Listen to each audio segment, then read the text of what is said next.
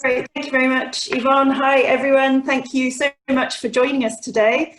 I'm an ecologist, and so I want to talk today about ecologically sustainable food production and farming.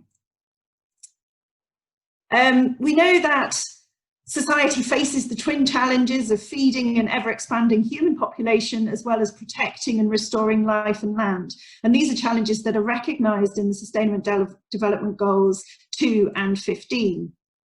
But we also know that nature is essential to agricultural production through creating and maintaining healthy soils, through providing pest control, pollination, and recycling services. For example, my specialisation is in pollination, and from tropical fruits like shea on the left here to temperate field crops like oilseed rape on the right, 75% of the world's main crop species, animal pollination actually improves the quantity and quality of yields. But intensive farming is one of the main drivers of landscape simplification and of biodiversity loss. So the European Environment Agency report shown here on the right, which was just published in the last couple of weeks, reiterated that agricultural intensification and, on the other hand, abandonment and urbanisation are the major pressures for habitats and species globally.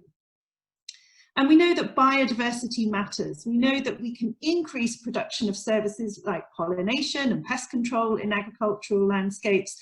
And these obviously are important then for contributing towards production and towards yield.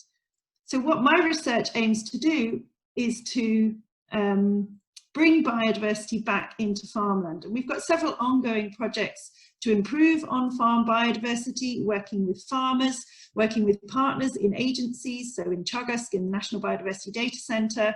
We're working with industry, with Keepak, Carberry and Devenish. And by understanding the relationships between how we manage our farms and their biodiversity, we can work to get more biodiversity back into landscapes.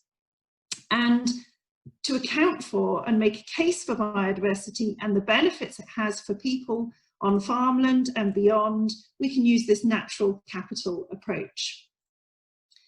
And this natural capital approach involves accounting for the unrecognised benefits from our natural systems beyond crop yields. So very often we just look at the provisioning services, the crop yields we get from our natural, from our farmed landscapes.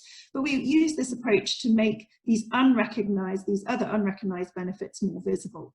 And we're doing this currently both at the catchment scale through the EPA-funded InCase project and at a farm scale through the SFI-funded Farm Zero C project. These projects aim to demonstrate the extent, the condition and the services that we get from natural capital so that it can be properly valued and conserved, and not just in our agricultural systems, but across the board. So by quantifying and raising awareness of the importance of biodiversity and finding ways to both increase biodiversity on farm and in wider landscapes, by working with industry, by informing policy, this research will support more sustainable food production in the future. Thank you.